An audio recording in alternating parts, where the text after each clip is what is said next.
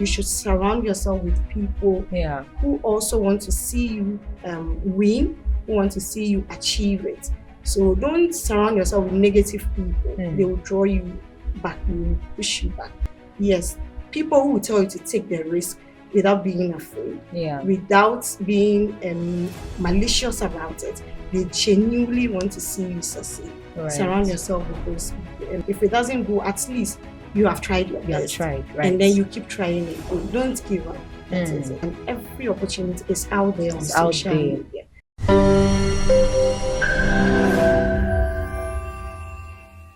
Hi people, welcome to the Entrepreneur Spotlight podcast, where we shine the light on the brightest minds in business and entrepreneurship. It's great to be back with another episode with me, your lovely host, Jessica Sika Arthur. I want to take a moment to appreciate KGL Foundation. Thank you so much for your partnership and your support. Also, a very big shout out to Atomic Hotel. Thank you for giving us this lovely space to host our podcast. Today, we're going to talk about something very interesting. Why, my ladies? Come closer. We're talking about women in entrepreneurship, and we're being joined by an audacious woman who has been in the McDan Challenge and was a top 50 womenpreneur in Access Bank Womenpreneur 2022 Pitchathon. She's passionate about empowering women through entrepreneurship, especially for women's sexual and reproductive health. She wants women to prioritize their health and build business skills for self-sufficiency. She is in the person of Miss Rukaiya Mohammed Ameen. I hope I got that right. Yes, you did. Fantastic. Thank you so much for coming. Thank you for having me. Right. You know, I must say that I love how you support fellow entrepreneurs. I recently saw a LinkedIn post of yours where you showed up for a friend. You know, she was having MDF and their partners into her space, and you went to support her. It's very lovely. And how you also leverage entrepreneur link-ups and the rest. Could you tell us a bit more about your journey? My name is Rukaiya Mohammed Ameen, but Great. I prefer you call me Ruki. Everybody calls me Ruki. Okay, Ruki, let's go. Okay. So I decided to start entrepreneurship when what I do is pepper sauce. I started with pepper sauce. But then I realized people wanted a healthy option. Right. You have the healthy eaters. So that was when I realized the problem that people really want to eat shito, but they want the healthy option. So I decided to come in and solve that solution. So we decided to do shito in our traditional way, but then we were adding mushrooms, we were adding dawa. Most people in the southern part don't even use dawa a lot. But then it has a lot of antioxidants in it. So I decided to do a whole shito with dawa. And then we added coconut oil, we added avocado oil, we added olive oil. So in as much as you love eating your shito, you are eating it by the healthy way. The healthy way, right. Could you talk a bit more about your experience as a woman, you know, being an entrepreneur in today's age? Are there some barriers you faced, you know, some challenges which had to do with that? Yes, of course. Especially it has to do with funding. Yes, that is the main problem we do really face in entrepreneurship. That is fun. It is difficult. But then when you surround yourself with people, especially family and friends, right, that is where I got most of my funding from. And then from my colleagues, we decided to form a network, the women network, that we support each other with connections and any other thing that will help us to progress in our field. Right. So what would you say makes you feel confident and motivated? Because I know that this journey can be full of ups and downs. And there are days where you feel like, am I really in for this business? How do you navigate such moments? I surround myself with positive people, people who push me to be where I want to be. You know, sometimes you feel overwhelmed, you feel tired. Right. You don't even want to move on. You feel like giving up, especially in entrepreneurship. So if you don't surround yourself with people who motivate, who push, where you don't even want to be there, but then they see that you can be there. So most of the time I surround myself with people, with friends, family, and associates. We form an association as women in entrepreneurs. So we do lift others, we do push and all that. Right. So I see that you keep mentioning you being part of networks and communities that push you to be where you want to be. Now, there's somebody wondering, I want to be a part of a network, I want to be a part of a community that can help me actualize my dreams. But how do I make the move? Where do I find these communities and how do I take that step? Mostly these communities are on social media. Right. But then you can start by yourselves. You see few friends who are also in entrepreneurship who have similar problems as you do. You come together, you talk to each other. You see each other as friends, as people who want to be there, not as competitions. You don't have to be in a field whereby people are in competition with you. That is not really healthy. You have to see each other as people who want to lift you. You have to lift each other. You have to motivate each other. Right. You don't have to be in a competition. Yeah. So it starts with you. Few people. You can just have 5 friends. Be in a WhatsApp group. Whatever I see, I want my fellow entrepreneur to experience. If it's positive, you hook the person up, and then you start from there. Then you form a larger group. You can even form an association, and then you move out of it. You go to the government associations as well, whereby you get connections and funding as well. Right. So would you say that throughout your journey, there has been a moment where, as a woman who is owning a business, you face certain setbacks? You know, there are some times where you find yourself in a situation that there's a particular setback you face because you're a woman having a business. Could you share an experience like that? Yes, I have lots of experiences. But then as a mother of 6, and then you can imagine a working mother. Most of my raw material, especially with the dawa dawa, I pick it up all the way from the northern region. So imagine leaving my kids and then traveling there are times their dad is not around, he's not available. Yeah, it hasn't been easy, but I know what I want, I know what I am in for. And then I want my kids to see me as a mentor, not just as a mother. So I have to push him even when it's difficult. I have to keep going. You have to keep going even when it's difficult. Do you believe that the landscape for women entrepreneurs in Ghana is changing? Oh, yes, I believe so.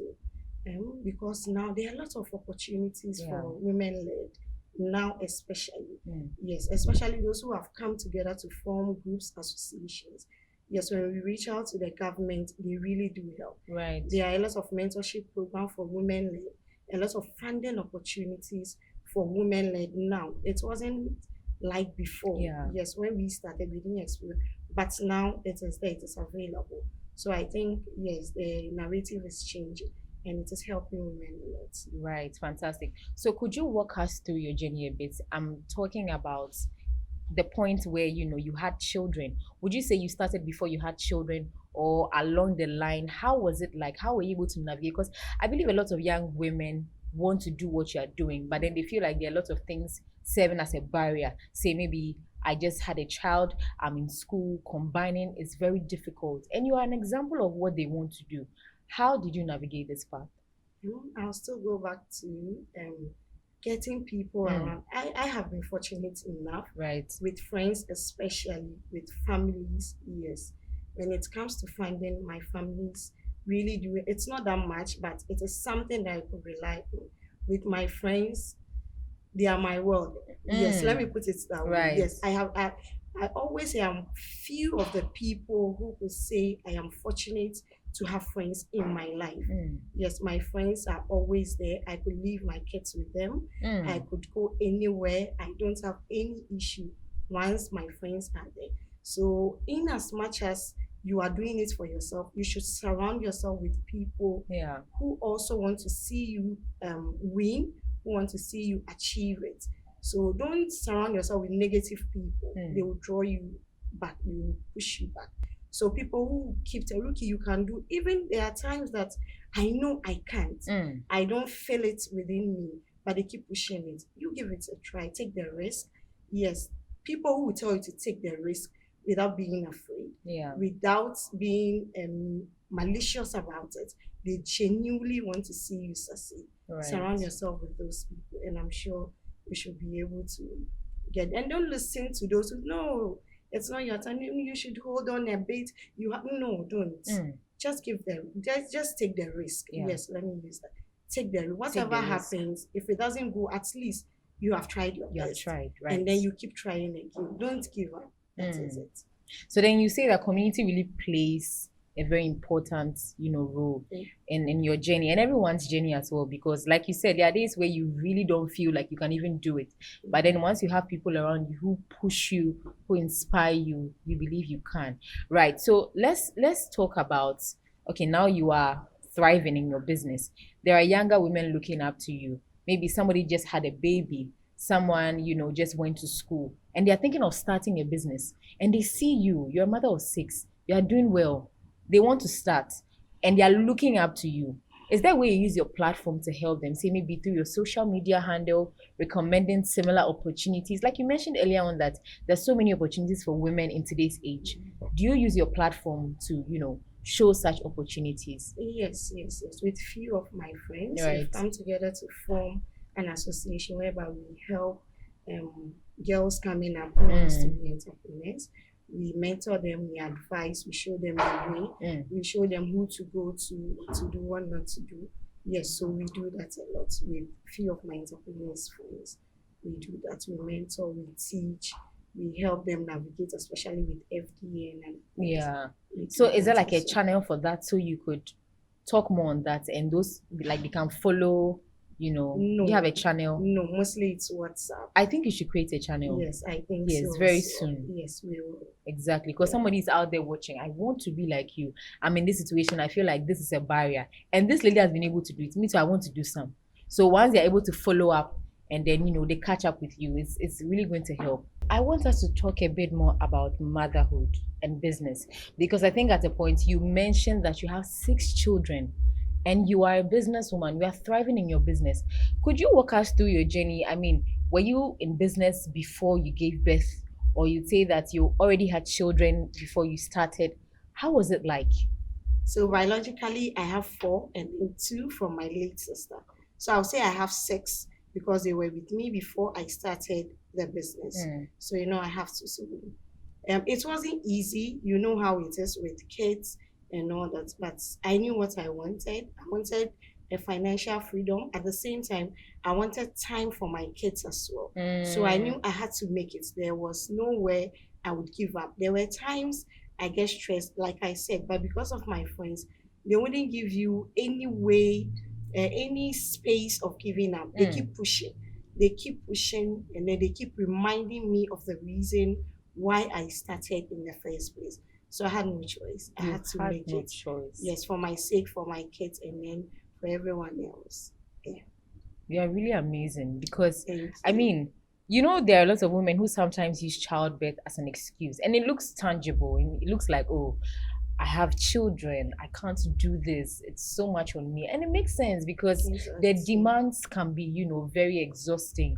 And you saying that you knew that you had no other option, you had to make it. Because you wanted financial freedom and you also wanted to make time for your kids. Did it work out in terms of you making time for your kids? Because I believe at the early stages of business there can be a lot of pressure and all. How did you handle that? Yeah, it wasn't easy, but I think it's worth it. It's better than, for me personally, it's better than 9 to 5 because I had lots of time in between for them. When they close from school, they could come with me. There are times I go do deliveries, they are with me. There are times I go pick up raw materials, they are with me.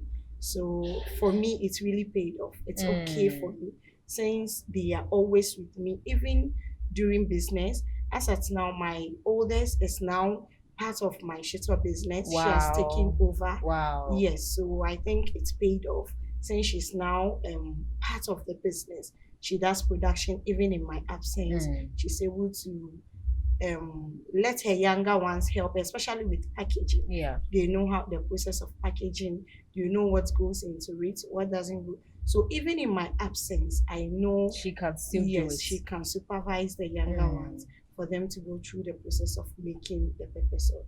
So I think it's really paid off. You've already started your empowerment. Exactly. Because your first girl can do that. Right. So was there a point where, say, maybe during pregnancy, business was very tough? say having to do deliveries, work on, products and all, and handling with pregnancy. Realistically speaking, how was it like for you? It wasn't easy, especially for me and pregnancy. I never had it easy. Apart from my first child, the rest, no. I never had it easy. It was tough, it was challenging, it was demanding. But I knew what I wanted from the beginning, so I had to push through. I had a circle of people around me. These your friends, I need to meet them. Yes, my I friends. need to meet your My friends are specially made for me. Specially made. Yes, I always say they are simply the best. God specially created them for me. Yes, they even know what I want, even better than myself. Honestly, they do. They are. I don't know. I can't imagine my world, my life without my friends. Yes, there are times I see people when they go into marriage, the advice they give them, cut out friends. Yeah. I think the advice should be cut out negative friends. Even when you say negative, where do they fall in? What is the meaning of the negative? Right. You need to see them even before you got married. Men get married and they never change friends. Right. They are with them throughout. So why would you as a lady get married and then you decide to let go of friends just because you have gotten married? You're married. Yes. And I know there are some people who haven't gotten married, but the kind of advice they give you, it will even shock you. You might think they've been married before. They give almost one of the best advices. So to people out there who think, no, let me get married and cut out friends. No, please don't do that. Friends are so important, so essential, so beneficial, if you get the right ones. And you yourself have to be a good friend. A good friend. Yes, to attract good friends, you have to be a good one. Exactly. Yeah. But realistically speaking, in today's world, a lot of people still think that there are fake friends around. Yes. So then you can have that circle of, oh, everybody's inspiring me, we're all in this together.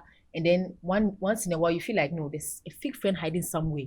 So you need to be very careful. It's like you're walking on eggshells. You're not so sure about your circle. How do you deal with that? You have to. I learned that when I got deeper into entrepreneurship. Yes, because of the kind of friends I was coming from.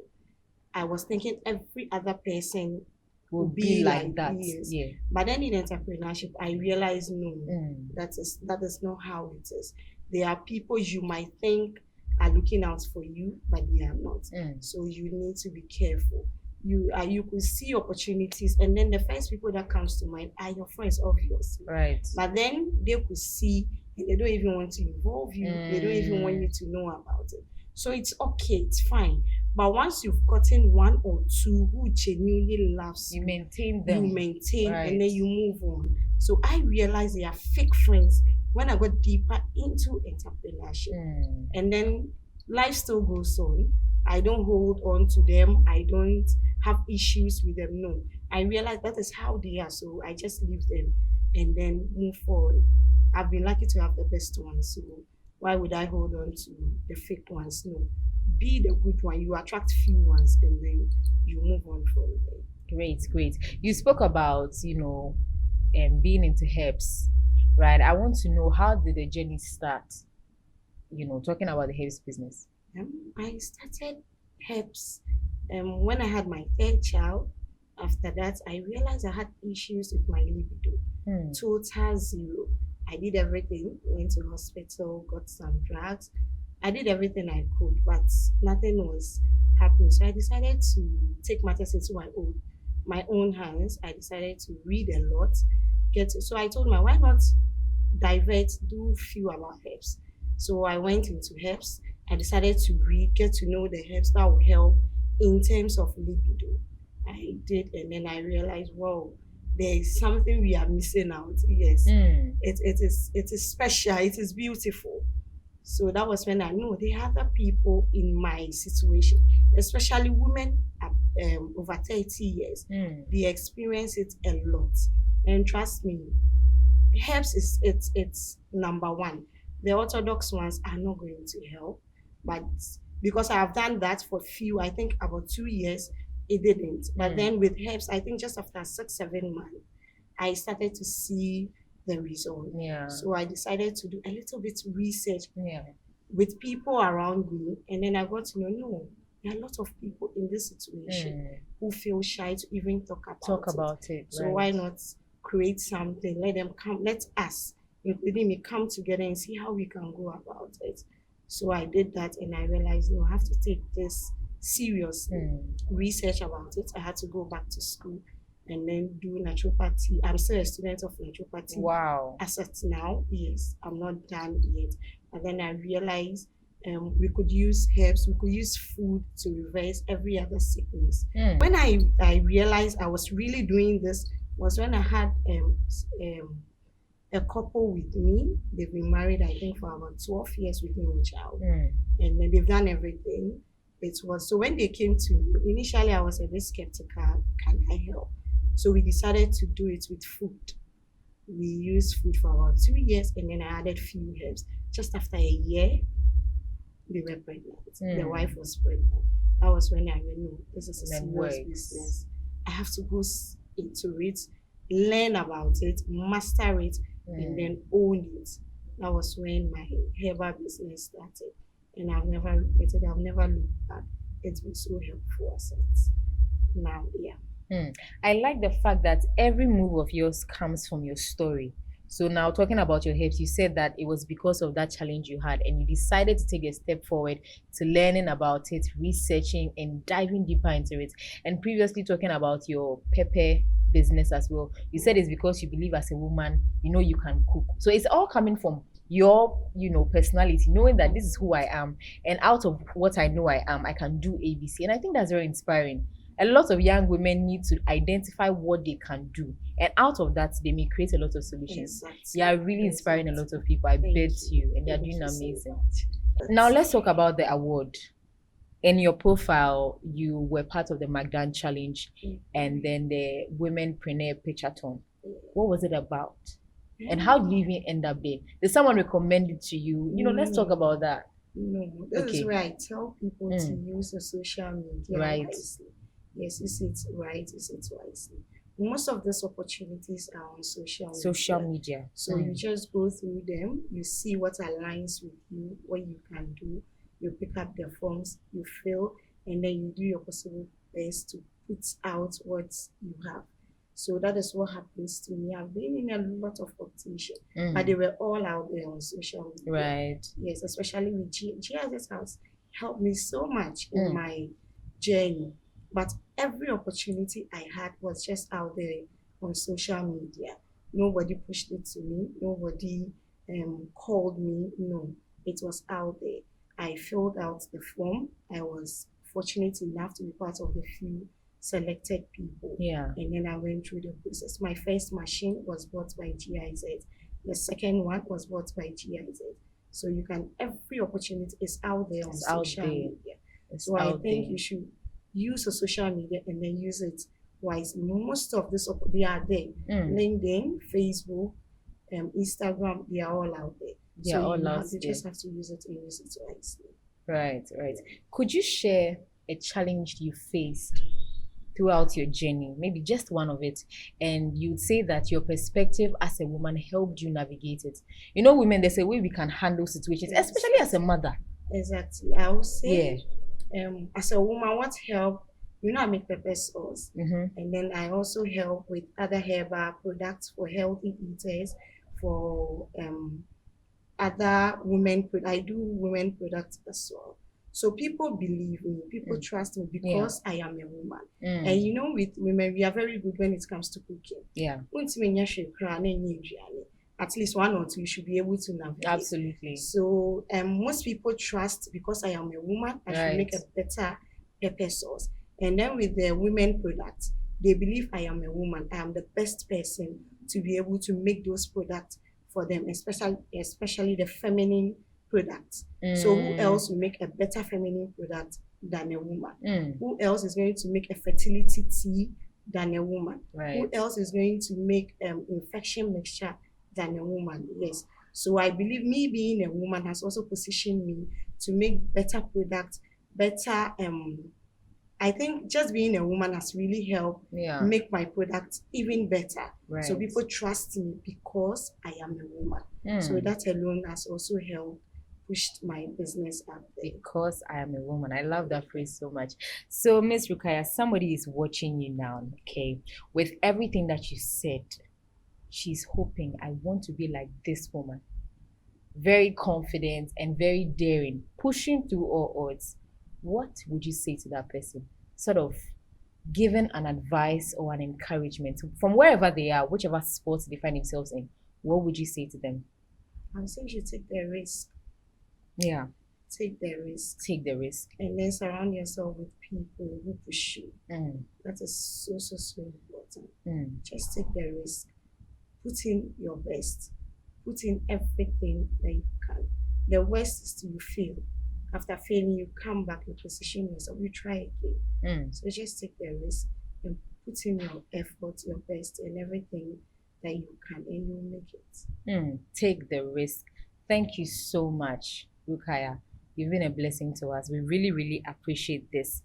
My hope is that every woman listening to us today believes in the power of her dreams and is able to voice out every idea she has because her story matters. Like Rukaiya said, she was able to push through every barrier, and you just need to take that risk. So until next time, I want to remind you to always have in mind that you can do all things if you put your mind to it. Stay tuned until our next episode. Bye.